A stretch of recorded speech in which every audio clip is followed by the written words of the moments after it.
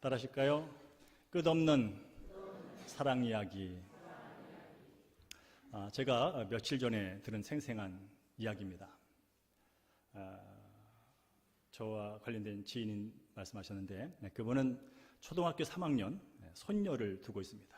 그래서 매주일마다 이틀 그 손녀의 집에 가서 손녀를 돌봐줍니다. 피아노도 가르쳐주고 숙제도 봐주고 또 맛있는 것도 간식도 만들어서 손녀를 잘 섬기고 있습니다. 그런데 어느 날 피아노 칠 시간이 됐는데 이 소녀가 피아노 칠 생각을 안 하는 거예요. 알고 봤더니 유튜브를 계속 보고 있는 거예요. 그러면서 하는 얘기가, 할머니, 지금 내가 보고 있는 이 유튜브가 너무 재밌어서 3분이면 끝나. 3분 후에 할게. 그렇게 말하답니다. 그래서 이 할머니는 알았어 하면서 기다립니다. 3분을 기다리고 5분을 기다리고 10분을 기다리는데도 이 소녀가 피아노 칠 생각을 하지 않는 거예요. 그래서 얘야, 이제 피아노 쳐야지. 그랬더니 이 소녀가 이렇게 말을 하더랍니다. 할머니는 우리 집에 왜 와요? 그야 너 돌봐주러 오지. 아니, 그러면 내가 좀 편하게 자유롭게 생활하도록 좀 봐주면 안 돼요?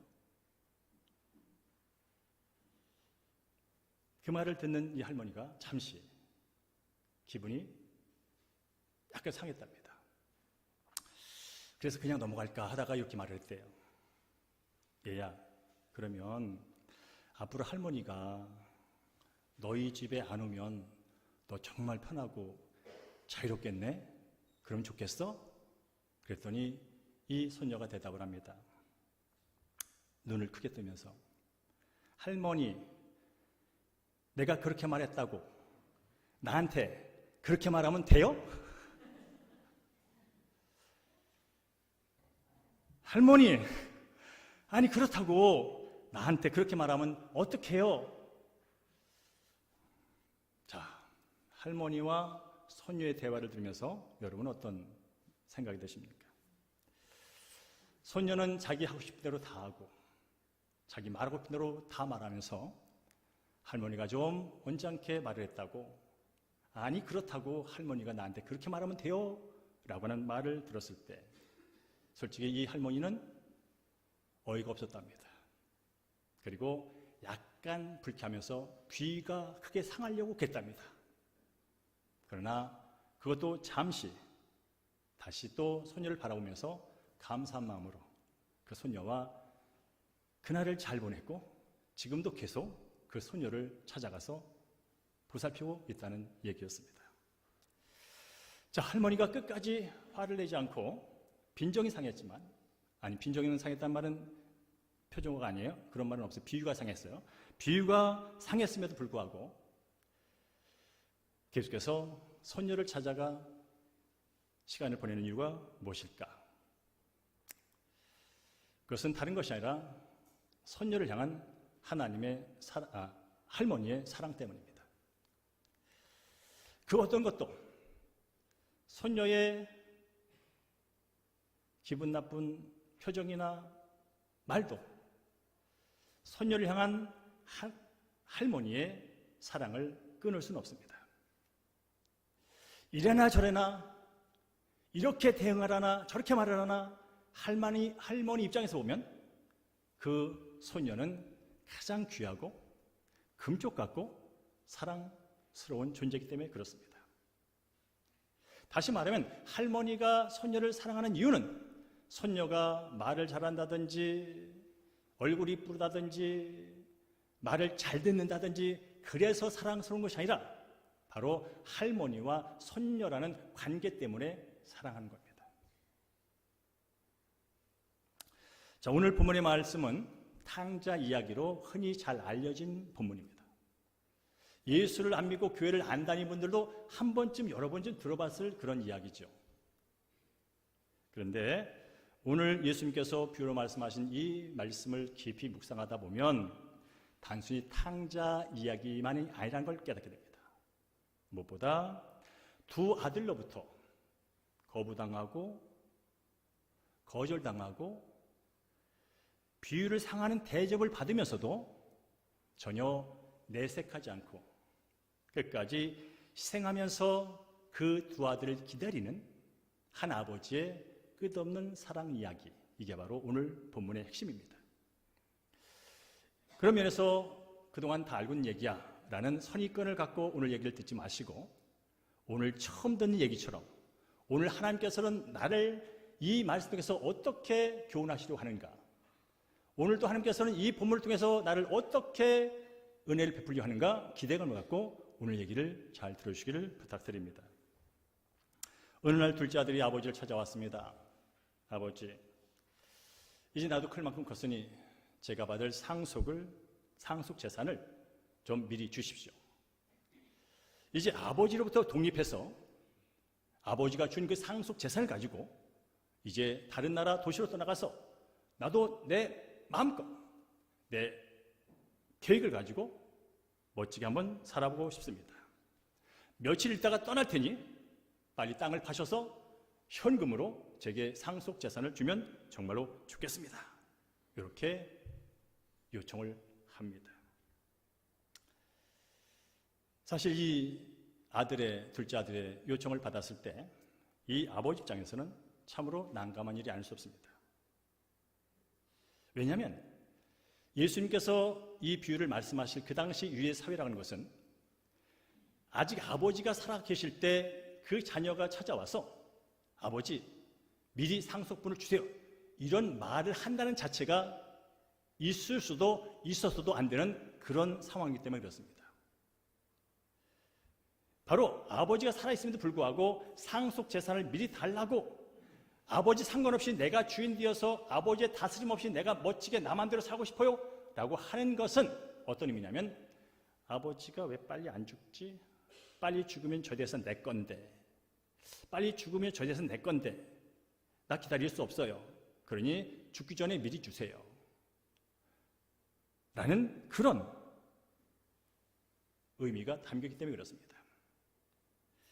그래서 아버지가 살아있는 상태에서 상속 재산을 요구하는 것은 아버지의 살아있음에 대한 거부, 아버지의 권위에 대한 거절, 그야말로 폐륜적인 언사입니다. 그것을 이웃 사람이 들었다면 어떻게 저런 불효자식이, 어떻게 저렇게 막대 먹은 놈이, 어떻게 아버지가 뻔히 살아있는데 아버지 대상을 지금 달라고 그래 하면서 욕먹기에 딱 맞은 그런 상황. 자, 그런 상황에서 아버지가 이 요청을 받았다면 아무리 인품이 좋은 아버지라도 거절감에 대한 불쾌감, 그리고 내가 그동안 이 둘째 아들을 많이 괴롭혔나? 왜 빨리 떠나려고 하지? 하는 그런 자괴감, 그래서 마음이 크게 비유가 상할 수 있는 그런 상황. 오늘날도 마찬가지 않겠습니까?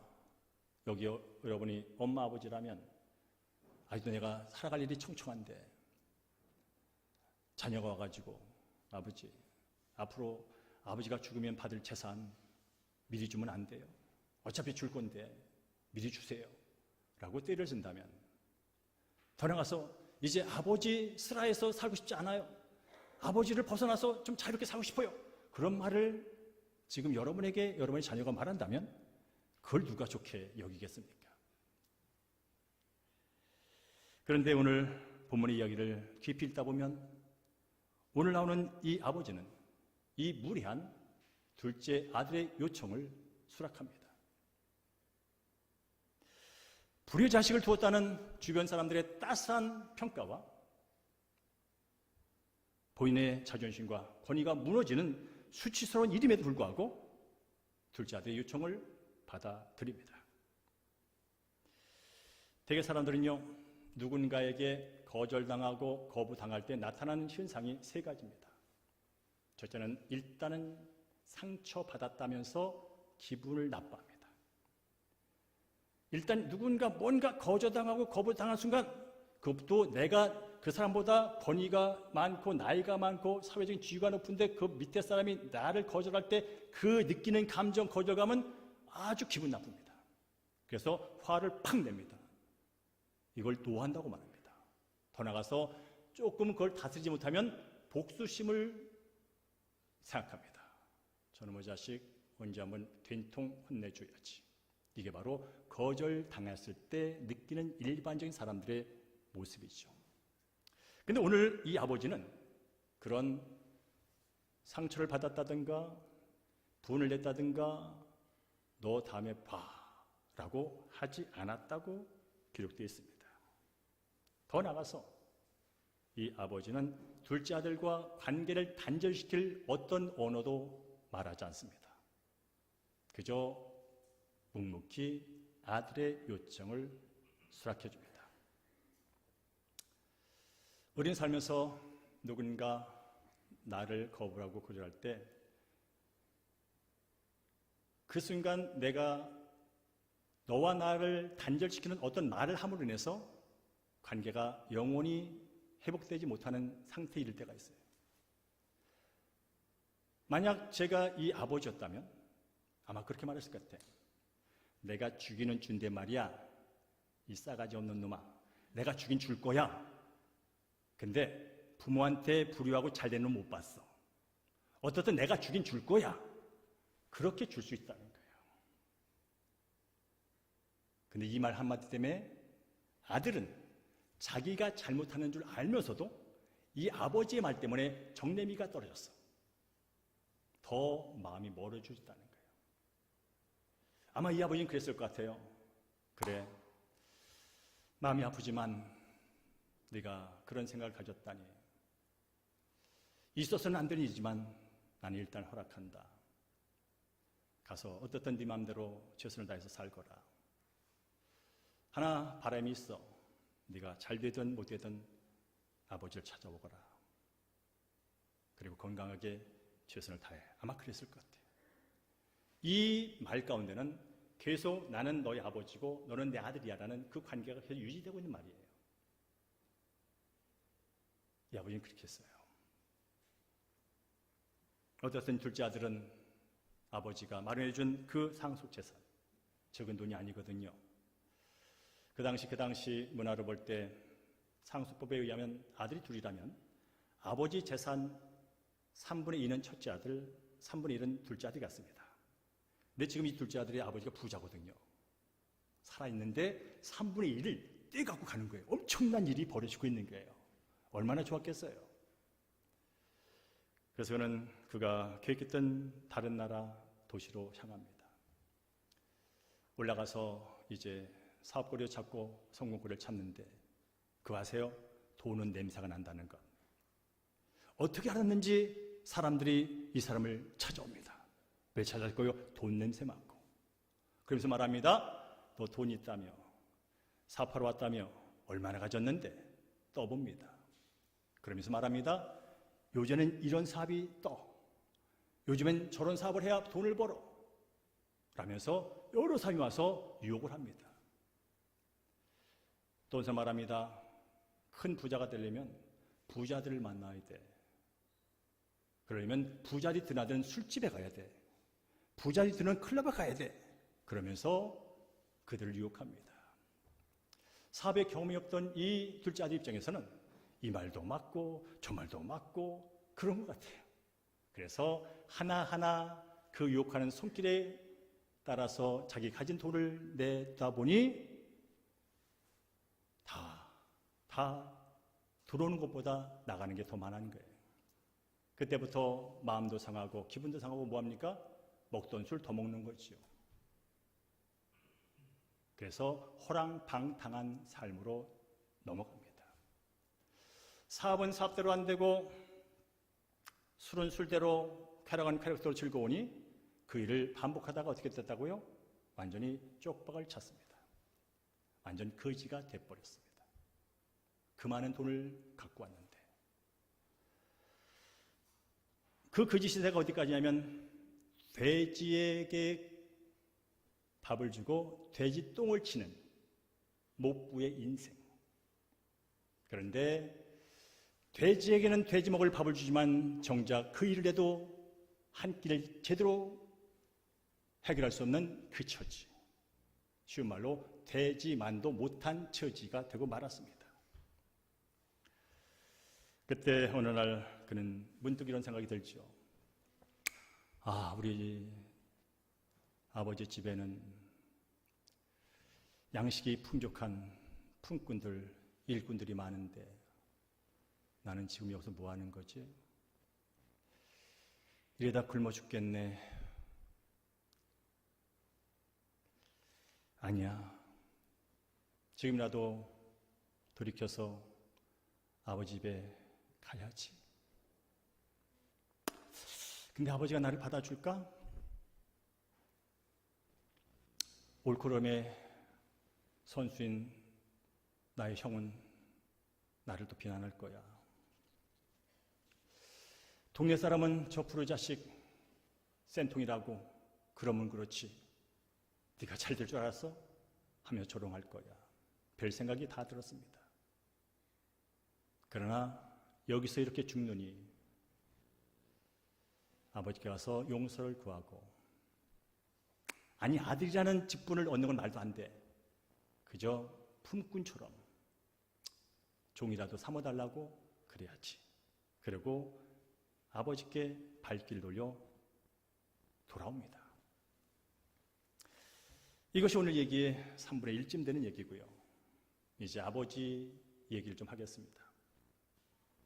여러분이 아버지라면, 여러분이 어머니라면, 이런 둘째 아들을 가진 그런 아버지라면 어떻겠습니까? 아마 정상적인 아버지라면 그 아들이 떠나는 그 순간부터, 그가 돈을 챙겨갖고 나가는 그 뒷모습이 사라지는 그 순간까지 시선을 고정시키고 바라볼 뿐 아니라, 그가 완전히 그 시선에 벗어나서 어디서 어떻게 살고 있는지 자세히 알지 못하지만 그 아버지 머릿속에는 하루 24시간 1년 360일 계속 그 둘째 아들 생각하지 않겠습니까?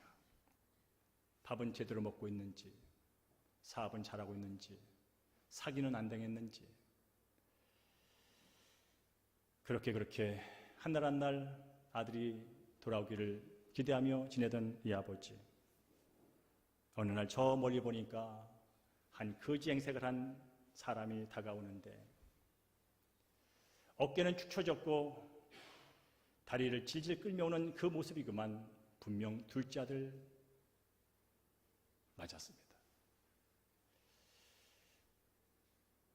갈대의 모습처럼 씩씩한 모습은 다 사라지고 그야말로 폐잔병처럼 돌아오는 발걸음이었지만, 행색이었지만 분명 둘째 아들이었습니다. 그것을 확인한 순간 이 아버지는 달려갑니다. 그리고는 아들의 목을 덥석 끌어안죠. 그러면서 입을 맞추고 그를 받아줍니다.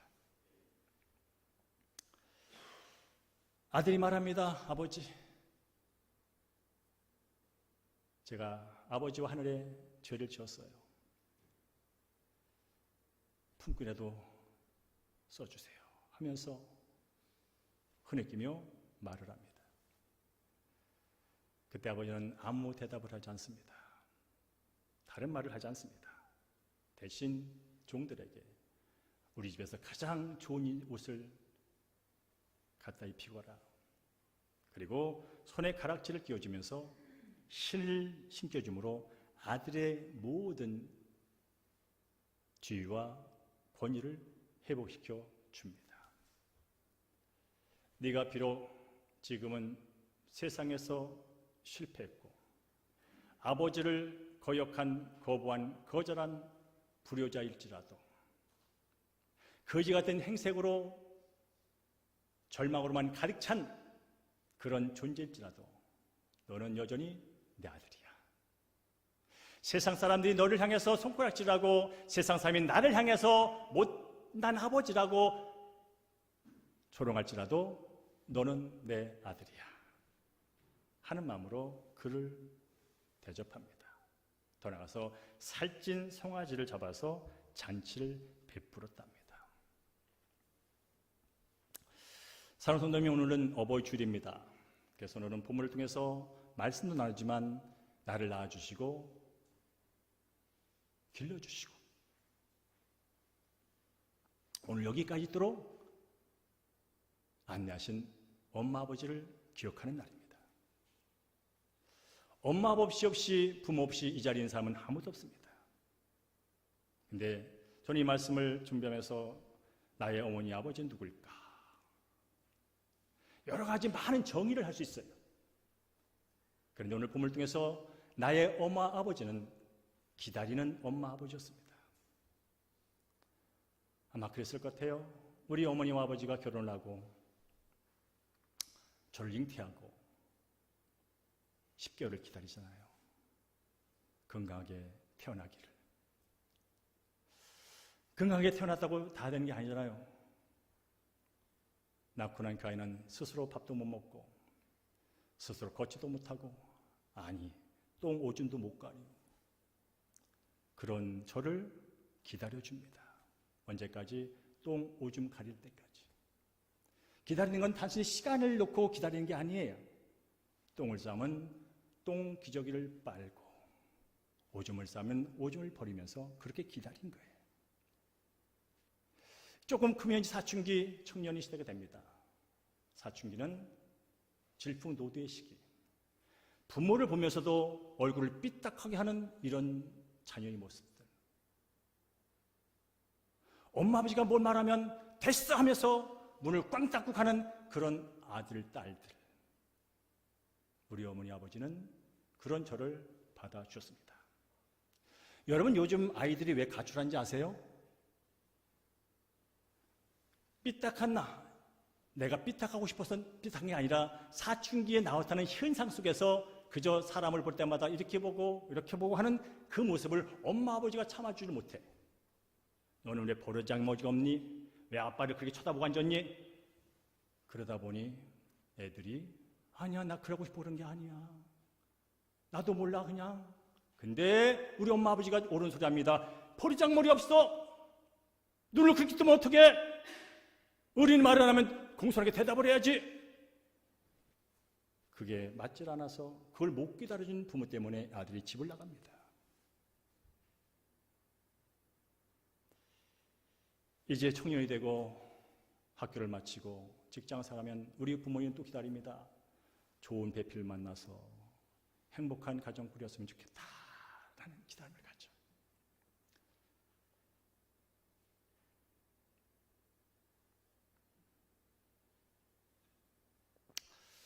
저희 어머니는 젊어서 아팠기 때문에 막내 아들, 제가 막내 아들이거든요.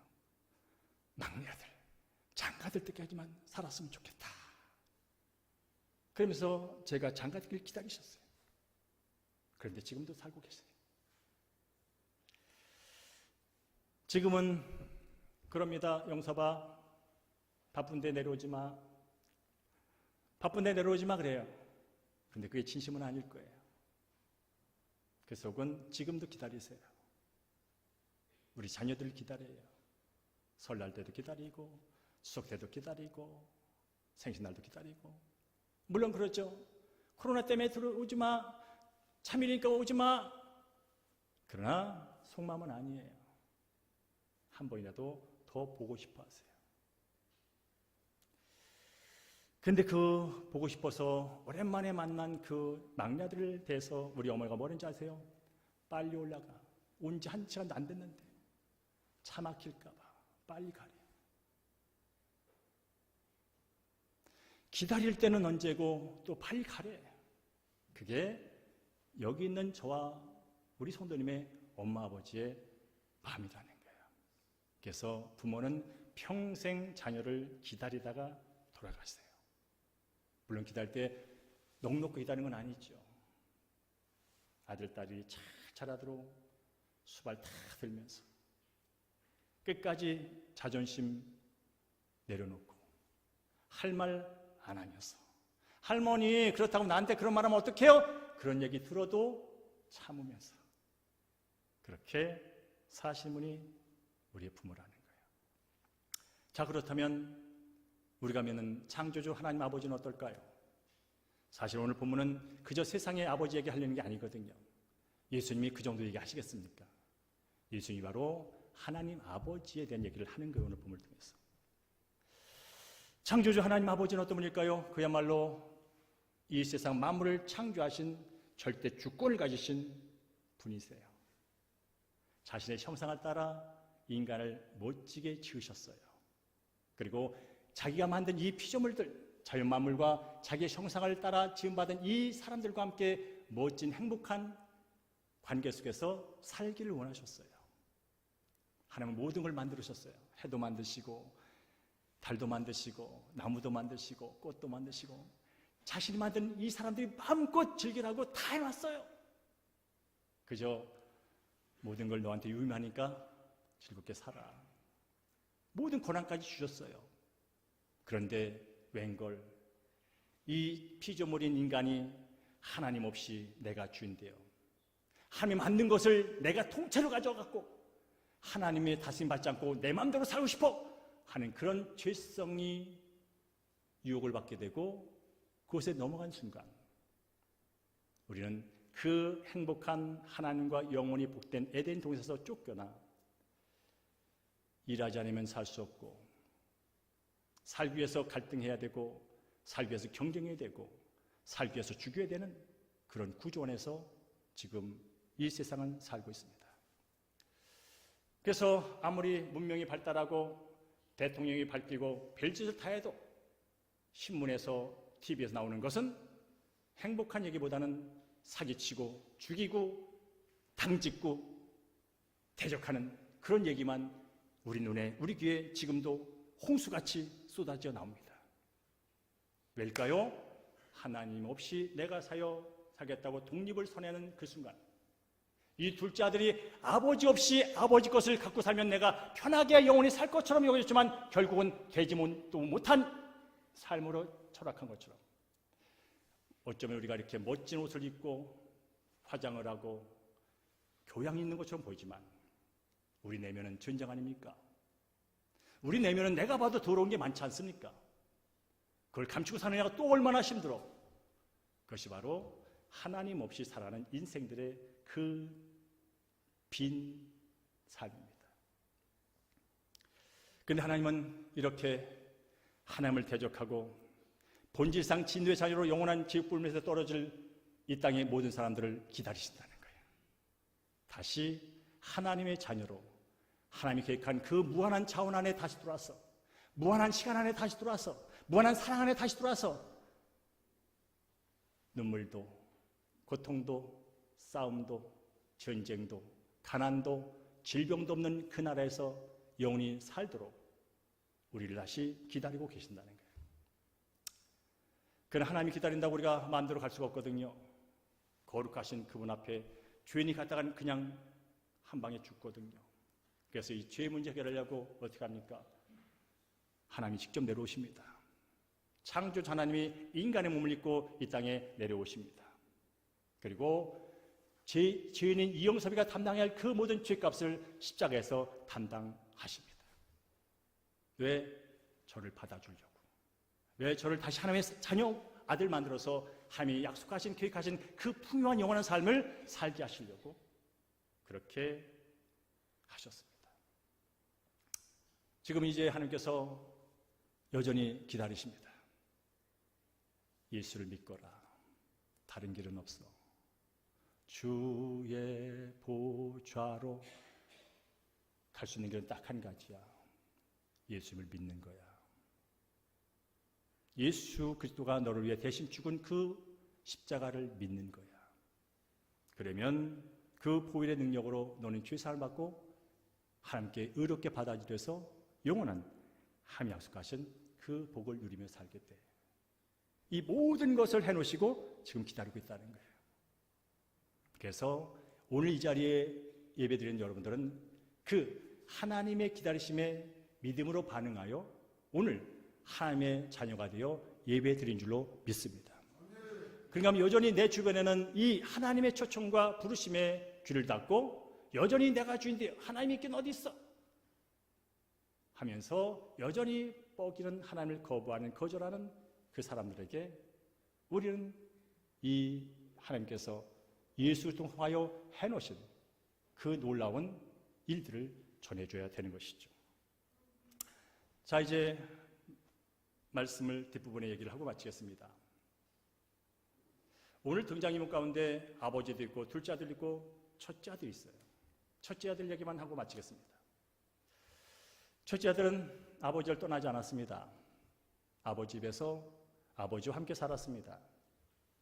첫째는 상당히 윤리적입니다. 도덕적입니다. 성실합니다. 아침에 일어나서 저녁까지 열심히 일을 합니다. 누가 봐도 모범생입니다.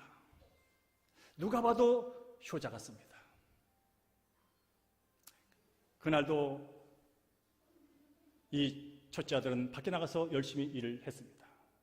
이제 때가 되어 돌아오는데 웬일인지 자기 집에서 풍악소리 울리고 춤추는 소리가 들리고 왁자지가 장치가 벌어진 그런 소리가 들리는 거예요. 이상하다. 아무리 봐도 오늘 아버지 생일날도 아니고 특별한 날도 아닌데 왜 이런 일이 벌어지지? 하면서 종을 불러서 물어봅니다. 도대체 우리 집에서 무슨 일이 일어나는 거야? 라고 말할 때 종이 말합니다.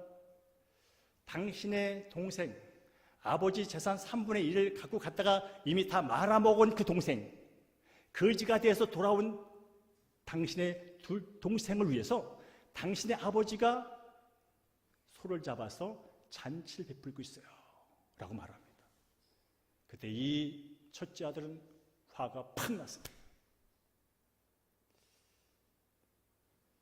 아니, 지껏 다 갖고 가가지고 다 말아먹은 놈을 아버지가 받아줬다고? 아니, 그것도 모자라가지고 잔치를 베푼다고? 그것도 내 허락 없이? 이미 자기는 3분의 1을 다 갖고 왔는데 이제 3분의 2 남은 거 이거 내 건데 그놈이 다시 들어오면 이 재산 또 그놈이 얼마 또 쓸 거 아니야? 이런 생각 때문에 화가 팍 났습니다. 그래서 집안에 들어가지 않습니다. 문 앞에 딱 서 있습니다. 종이 가서 말합니다. 주인어른, 지금 맏아들이 와 있는데 집에 안 들어와요. 왜 안 들어오는데 다시 들어오라고 그래. 가서 종이 말합니다. 안 들어오겠답니다. 친히 아버지가 이제 대문 밖에 서 있는 첫째 아들을 맞으러 나갑니다. 아들아, 왜 여기 서 있어? 들어와. 그랬더니 아들이 말합니다. 화가 단단히 나가지고 아버지가 말합니다. 아버지, 그동안 내가 아버지를 위해서 얼마나 일했는지 아시죠? 내가 정말 아버지를 위해서 얼마나 힘썼는지 아시죠? 그런데 나를 위해서, 내 친구를 위해서 염색기 하나 잡아서 잔치를 베풀어 준 적 있습니까? 아니, 자기 거 다 갖고 가서 창녀하고 놀아난 저 폐륜적인 저 아들을 저렇게 태할 수 있습니까? 그렇게 아버지께 따집니다. 그때 아버지가 이렇게 또 점잖게 말합니다. 첫째 아들아, 너는 항상 나와 함께 있었잖아. 내 것이 다 네 것이야.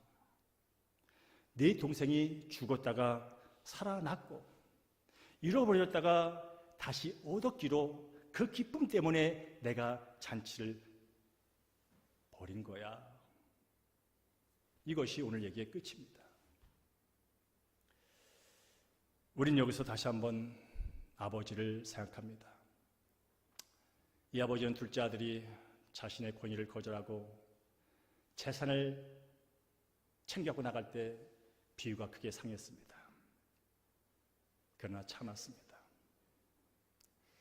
그동안 아버지를 잘 공양하는 효자인 줄 알았던 이 첫째 아들이 아버지 마음에 대못을 박습니다. 겉으로 볼 때는 아버지에게 효자였지만 그는 전혀 아버지 마음을 헤아리지 않은 불효자였습니다. 진정이 첫째 아들이 효자였다면 일을 열심히 하는 것도 중요하지만 아버지가 둘째 아들이 떠난 걸 때부터 가졌던 그 아픈 마음, 둘째 아들을 사랑하는 그 마음, 그리고 둘째 아들이 사업에 실패했다는 말을 들을 때마다 힘들었던 그 아버지의 마음을 헤아리면서 아버지, 제가 지금이라도 달려가서 동생 데려올까요? 아버지, 제가 듣기로는 동생이 지금 되지만 못한 인생이 됐다는데 제가 가서 빨리 들어야 되는 거 아니에요? 여러분, 그래야 형 아닙니까? 그래야 아버지의 마음을 아는 형 아닙니까?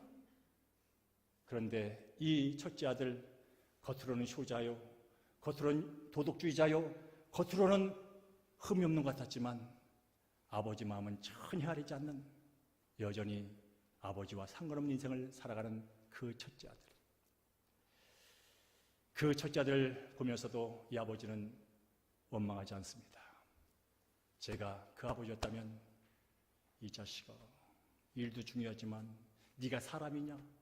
네 동생이 죽었다 살아났으면 그 기뻐할 일이지 그걸 탓할 일이냐?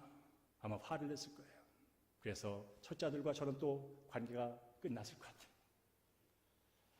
그런데 이 아버지는 끝까지 자기 의리를 드러내면서 버티는 이 아들을 계속 기다려줍니다. 사랑하는 성도님, 오늘 둘째 아들과 첫째 아들의 모습, 아버지를 태하는 그 첫째 아들과 둘째 아들의 모습을 보면서 어떤 생각이 드셨습니까? 혹시 내 삶 가운데 첫째 아들, 둘째 아들의 모습은 없으십니까? 아니, 둘 아들의 무리한 그런 반응을 직접 받으면서도 그저 전혀 내색하지 않고 끝까지 아버지의 사랑을 베풀고 있는 이 아버지의 모습을 보면서 여러분은 어떤 생각을 하셨습니까? 예수님은 오늘 누가복음 이 15장 말씀 통해서 세상에 이렇게 훌륭한 아버지도 있단다, 그런 얘기를 하려고 하는 게 아닙니다. 바로 하나님 아버지가 이런 분이시란다. 하나님 아버지가 끝까지 자신의 형상을 따라 지음받은 백성들, 그러나 하나님 없이 내가 주인 되어 내 멋대로 사는 것이 자유라고 평등이라고 인권이라고 주장하며 살다가 결국은 남을 해코지 하고 살다 죽을 인생들, 그 모든 사람을 여전히 기다리면서 그 기다림 속에는 그 독생자들을 죽이는 섬까지 나를 아들 삼기 위하여 기다리신 그 하나님의 이야기를 알려주려고 오늘 본 얘기를 귀로 들었다는 거예요. 그렇습니다. 하나님께서는 이 시간도 예수 이름에 힘입어 나의 죄를 회개하고 하나님 없이 내가 주인 되어 살았던 그 모든 것을 내려놓고 돌아오는 그 모든 사람을 무조건적으로 받아주시고 하나님 자녀 삼아준 줄로 믿습니다. 이게 바로 복음입니다. 이게 바로 기쁜 소식입니다.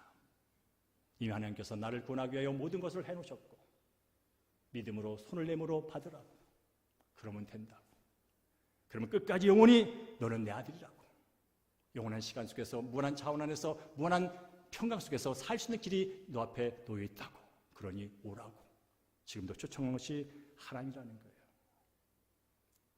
수고하고 무거운 짐진 자들아 다 내게로 오라, 내가 너를 편히 쉬게 하리라. 그래서 하나님은 기다리시는 하나님입니다. 은혜 베풀어 주려고, 용서해 주시려고, 치료해 주시려고, 영생의 기쁨을 주시려고 지금도 기다리시는 분이 하나님이십니다. 그래서 하나님의 기다림은 한마디로 사랑이라고 말합니다. 그분의 사랑은 끝이 없는 것입니다.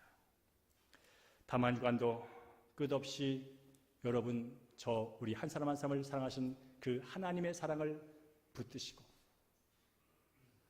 하나님을 끝까지 바라보시고 설령 넘어지고 실패하고 조롱받는 어떤 삶 가운데 처할지라도 그래도 마지막 나를 받을 분은 하나님밖에 없다는 믿음을 가지시고 여러분의 삶의 현장에서 승리하시고 하나님의 주시는 약속의 형통의 복을 누리시는 여러분 되기를 주의 이름으로 축원합니다.